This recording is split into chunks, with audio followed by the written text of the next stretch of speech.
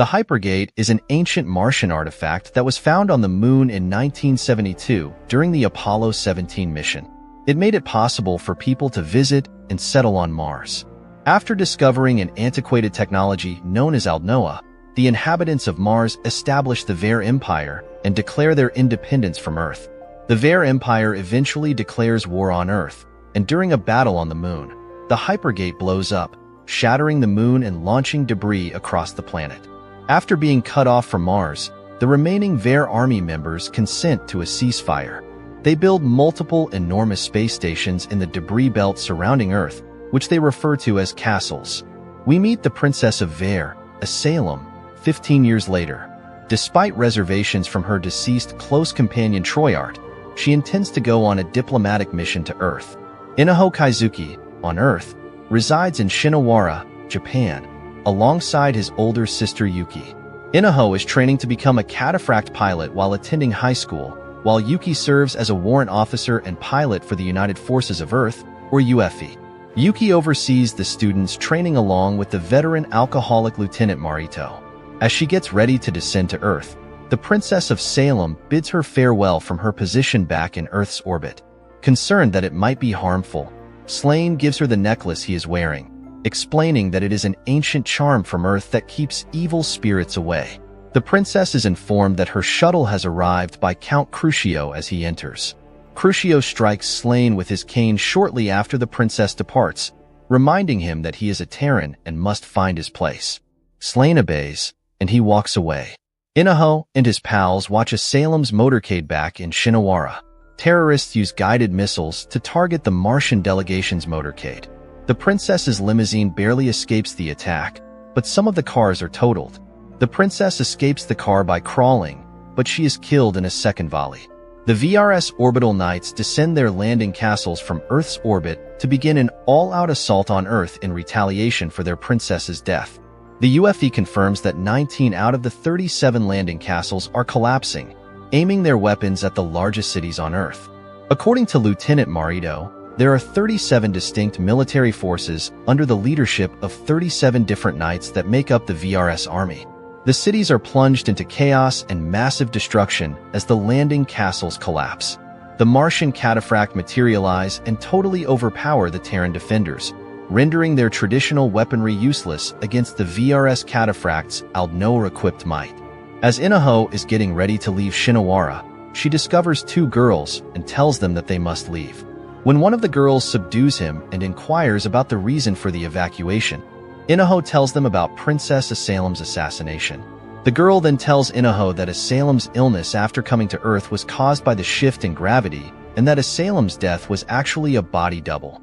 In the meantime, Slane uses a sky carrier to deliver Baron Trilrum and his cataphract to Shinawara. They are shot at by Terran fighter jets along the way, but they escape unharmed. Being a Terran himself, Slane hesitates and is unable to shoot back at the jets. As a result, Baron Trilrum assumes control and destroys them all with extreme brutality. Subsequently, the terrorists who carried out the assassination encounter Baron Trilrum and expose themselves as supporters of the VRS. But Trilrum murders them to make sure the truth about the assassination never comes to light. One of the agent's daughters, Rod, escapes the attack unharmed but is hunted down by Trilrum. Lieutenant Marito's team confronts Trilrum, but they are routed and several team members are killed in the process. Rod is saved by Inaho and his friends when they arrive in an evacuation vehicle, but Trilrum follows after them to keep Rod quiet. Inaho's friend is thrown from the car while Trilrum is chasing them. Even though Inaho manages to grab hold of him, he ultimately manages to escape and dies as the cataphract's shield absorbs him. They drive through a tunnel and manage to get away. Inaho and his companions are confined to their high school, instructed by Marito to divert Trilrum's attention while he devises a scheme to remove everyone. Inaho, dissatisfied with being merely a distraction, devises a strategy to counter Trilrum and his seemingly unbreakable machine.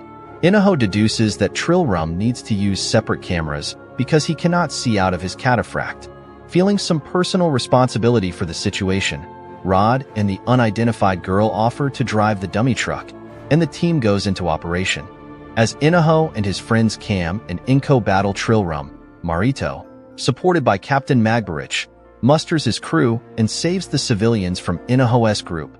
Inaho tricks Trilrum into shooting smoke bombs and lures him toward a bridge that spans open water in order to take advantage of his incapacity to see without the aid of his cameras. The unidentified girl reveals her true identity as Princess Salem when Trilrum eventually catches the ruse truck. Trilrum is startled by this, which diverts his attention long enough for Inko to demolish the bridge and plunge him into the sea. The weak point of Trilrum's cataphract becomes visible when submerged in water. Inaho charges and hits the point of weakness, severing the machine and firing from inside. After Trilrum is vanquished, Inaho and his allies rejoice and gather together.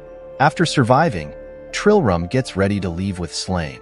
He admits that the princess's assassination was a Martian plot all along, and that he needs to quickly rearm and kill her.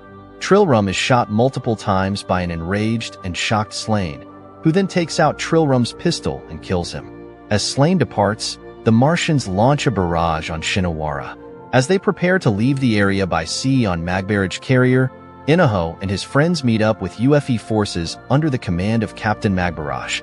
In an attempt to halt the impending conflict, Salem chooses to inform Inaho of her true identity in private and asks for his assistance in getting in touch with her grandfather, the reigning emperor of Ver. Soon after, Vlad, a second Martian knight who flies a cataphract fitted with a plasma sword, attacks the armed forces. He can easily take down a group of UFE cataphracts. Inaho goes out to confront Vlad with his friends, while Kam and Inko smash a large shipping container into the enemy cataphract's head. Inaho distracts Vlad and deters him from attacking. Vlad makes the decision to withdraw as the carrier shows up with more help. Magbarach seizes the chance to evacuate every passenger on the carrier now that Vlad is gone. It flashes back to a rocket crash that occurred 5 years ago that destroyed a Martian castle. After taking off his helmet, Slain emerges wearing a spacesuit. He hangs, choking out water. Approaching an unconscious Slain, Princess Salem attempts to revive him. When Slain sees the stunning girl, he is brought back to life. When the Emperor returns to the present day on Mars and finds out about his granddaughter's murder, he orders a ceasefire so that he can investigate the circumstances. While Salem muses over whether to reveal her identity to everyone, Inaho and his allies take a moment to rest on the carrier. In contrast, Rate tells Salem that doing so will only make them a big target for the Martian Knights. Vlad reappears with a second plasma sword attached to his repaired cataphract, seeking a rematch with the orange cataphract, that is, the trainer cataphract unit that Inaho had flown against him earlier in battle. Inaho takes on the task. When Vlad attacks, he baits him, latches onto him, and uses his own cataphract to pull Vlad into the sea.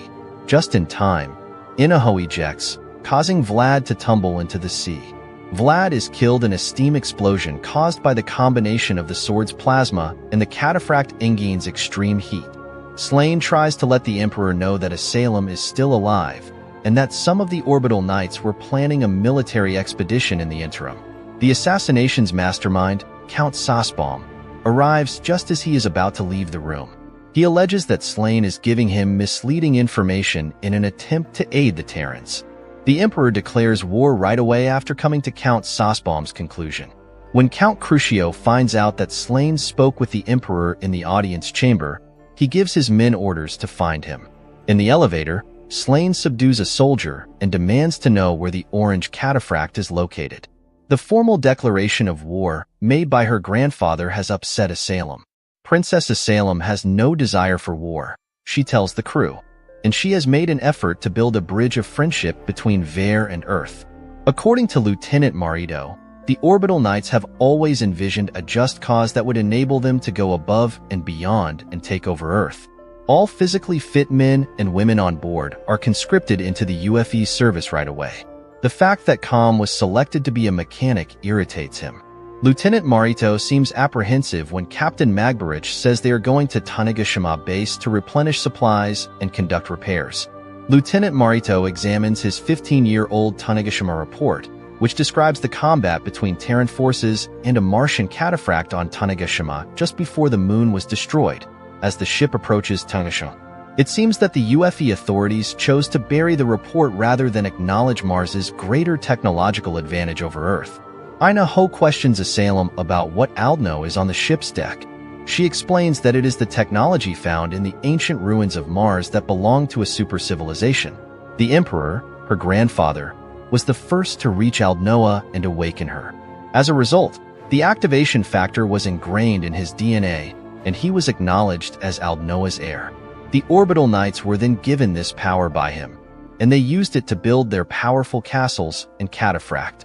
Those who made their home on the barren regions of Mars are now focused on Earth, a place endowed with an abundance of air and water. With a bottle of whiskey in his hands, Lieutenant Marito kneels on the deck, remembering his best friend John, who passed away at Tanegashima 15 years ago. When Captain Magbarrage arrives, she identifies herself as John's sister and holds Marito accountable for her brother's passing. At that point, there is an attack on the ship. Femian, a different Knight, charges the carrier while brandishing nearly unbreakable flying arms. Deploying, Ina Ho and his allies make an effort to protect the vessel. Femian watches from above and swings all 6 of her arms in their direction. One of the Terran cataphracts is grabbed and smashed into pieces as they attempt to shoot down the arms. Marito makes an attempt to engage in combat, but instead develops PTSD. Ina Ho uses powerful rifle shots to deflect the arms as Femian tries to deal a final blow to the ship, sparing it from damage. Femian continues hurling her arms at the ship, but Ina Ho is able to shield it and divert their paths. However, Ina Ho's ammunition runs out, and she is unable to take out the final arm. The arm is about to strike when Slane appears in a sky carrier and shoots it down from above. The 7th episode opens with intense conflict. A Martian attacker, furious at Earth forces, demands to know about an orange cataphract that defeated Sir Vlad. The tension is palpable as the Martian vows vengeance on the Terrans. We learn that 2 Orbital Knights, Sir Vlad and Sir Trilram, have been defeated by Earth forces. Importantly, Princess Asylum was seen with the orange cataphract when Sir Trilram fell, adding intrigue to the situation. Intelligence suggests that the ship carrying the orange cataphract is heading south-southwest. The scene shifts to a battle. Multiple projectiles are approaching a target, likely an Earth vessel. The tension builds as the crew desperately tries to evade the incoming attacks. Unexpectedly, the attack is thwarted. The crew is shocked to find themselves alive, hinting at an unexpected turn of events or a new player entering the fray. The focus shifts to the Martian nobles. Count Crudio, eager to engage in battle, is held back by Count Sazbaum. Sazbaum suggests a more strategic approach, hinting at deeper plots within the Martian ranks. Back on the Earth side, Captain Magbarrage and her crew are dealing with the aftermath of the attack. They discuss the strange circumstances of their survival and the potential ally who saved them. The battle intensifies as we see the impressive abilities of the Martian cataphract, Hellas.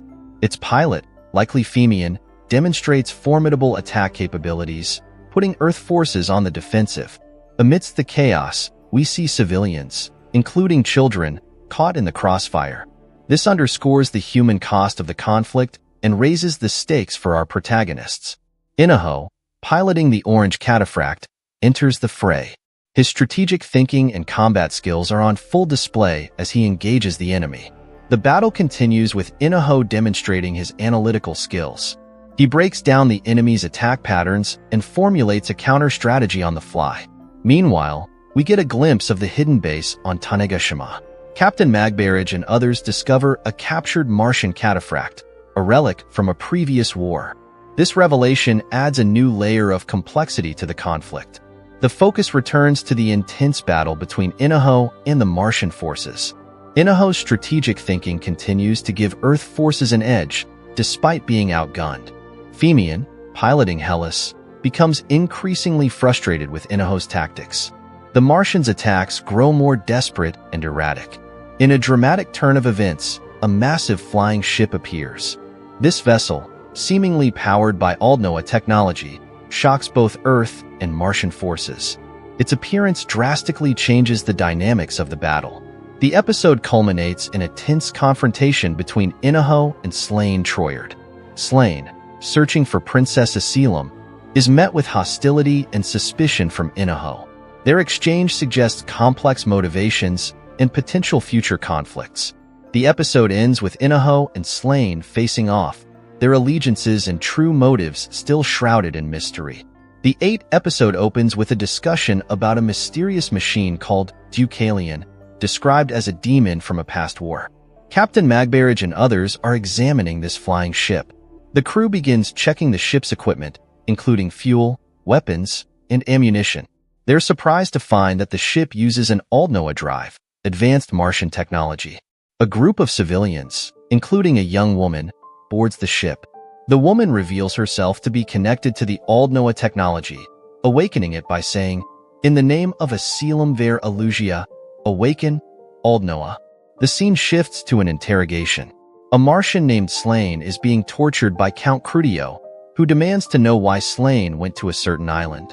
During the interrogation, it's revealed that the remains of a Martian cataphract, Mecha, were found on the island. The interrogators suspect Slane might know something about it. Meanwhile, on the Deucalion, the Earth crew is exploring the ship.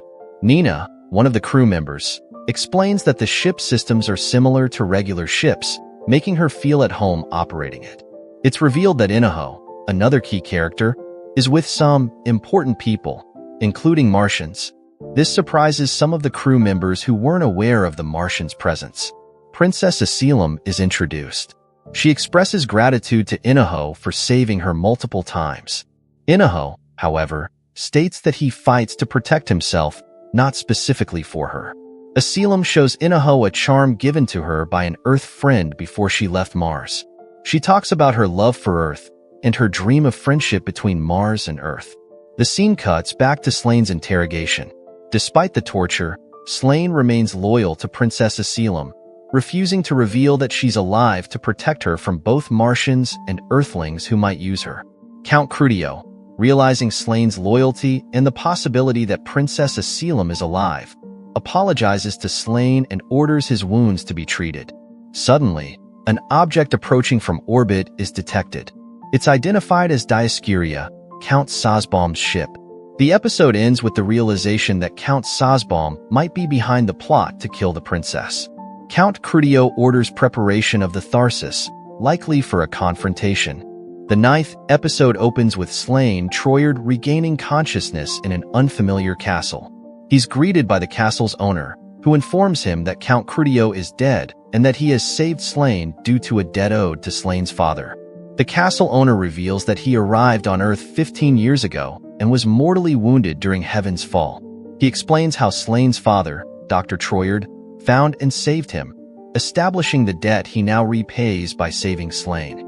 In a shocking twist, the castle owner admits that he was the one who planned to assassinate Princess Asylum. This revelation leaves Slane stunned and confused about his current situation and the true nature of the conflict. The scene shifts to a training simulation where Inko is practicing combat maneuvers.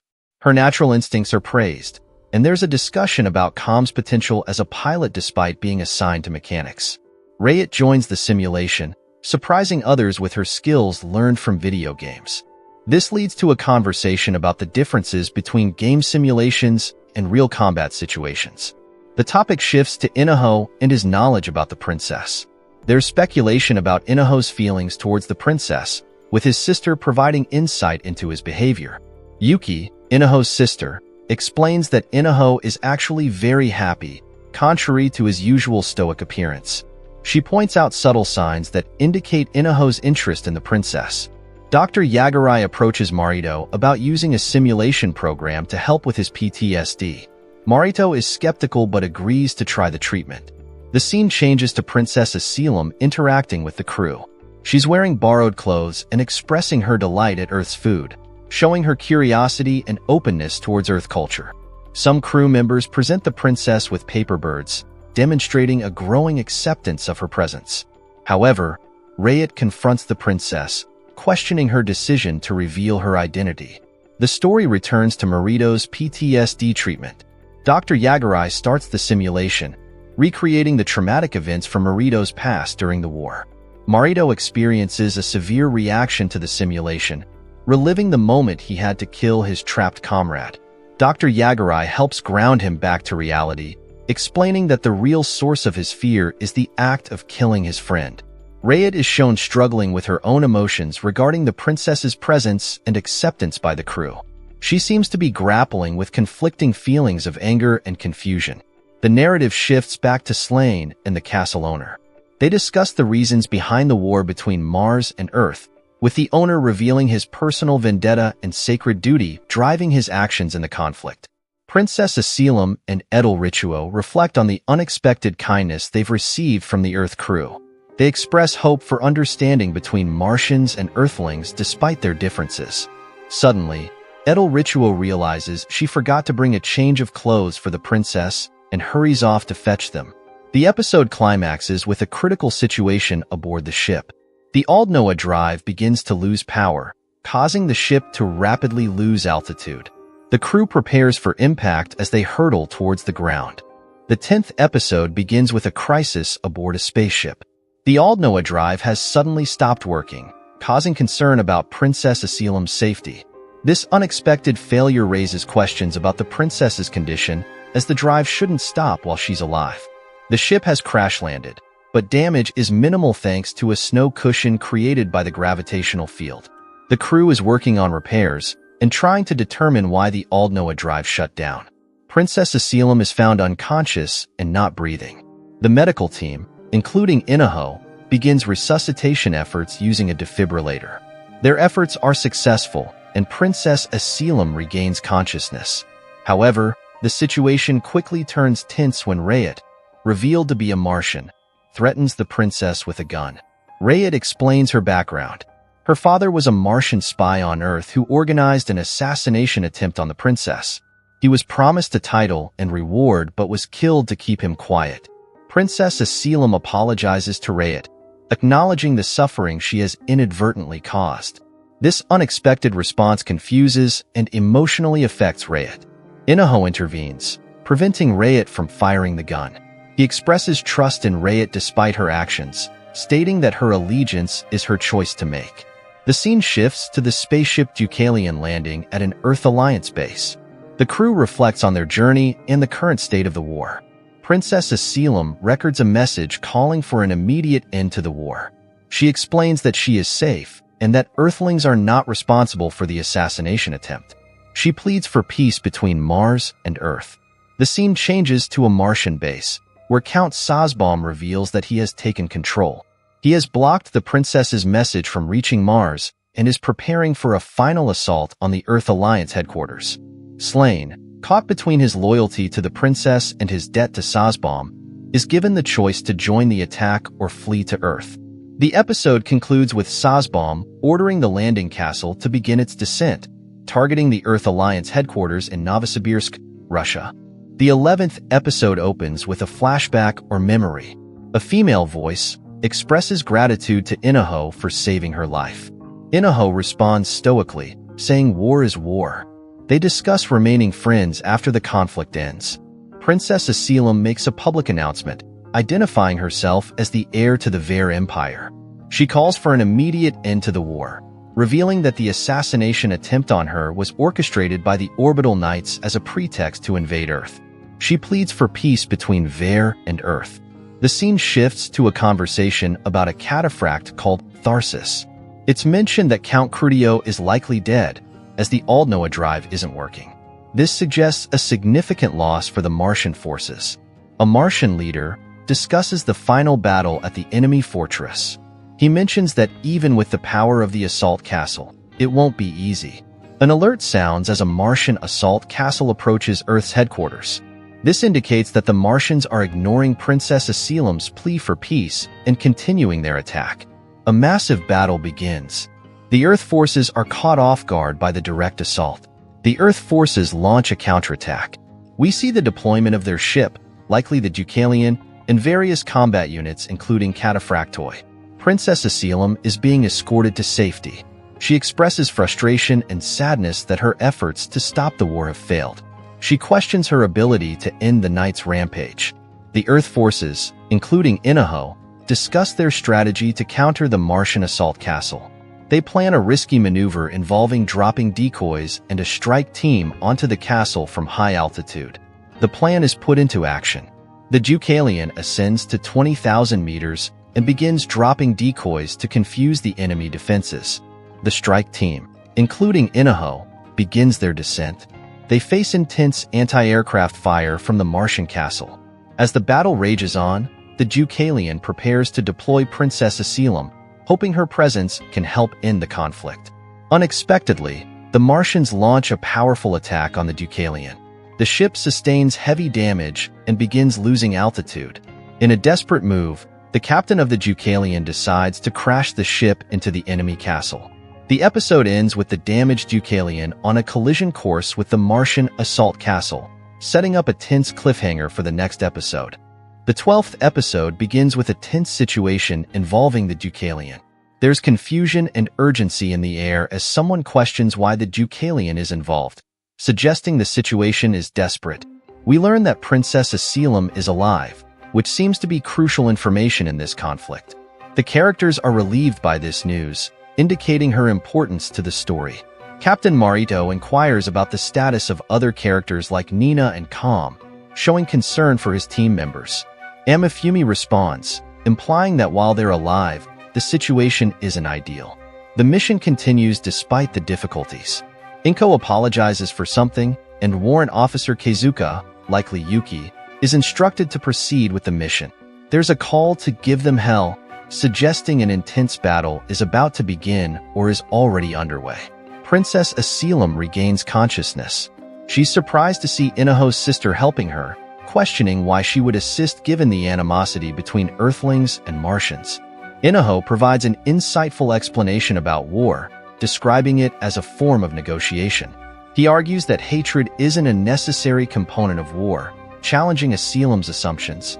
The scene shifts as a new character, introduced as Graf Zazbaum, head of the Orbital Knights of Vare, dramatically enters the fray. He declares his intention to kill Princess Asylum. Inaho decides to engage Zazbaum to buy time for the others.